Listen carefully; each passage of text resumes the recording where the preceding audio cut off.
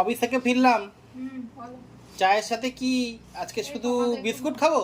না না, তোমাকে একটু মুড়ি মেখে দিচ্ছি, চানাচুর একটু বাদাম দিয়ে মুড়ি মেখে দিচ্ছি। দেখি। 2 ফোঁটা সরষের তেল দিয়ে আচ্ছা এই মুড়ি মেখে দিচ্ছি, খাবে।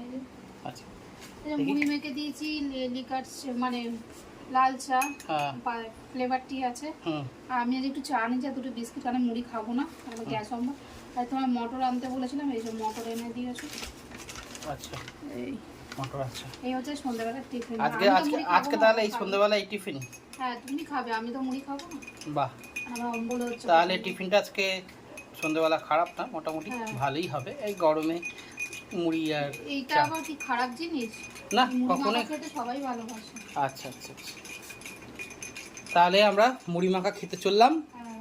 Good night, tata. আর তোমাদের এখন ডিনার লাঞ্চ সেভাবে দিতে পারছি না। আচ্ছা তবে চেষ্টা করবো, শরীরটা প্রচণ্ডই খারাপ, একটু আচ্ছা। ঠিক হোক তোমাদের আবার দেবো, সেইভাবে দিতে পারছি না।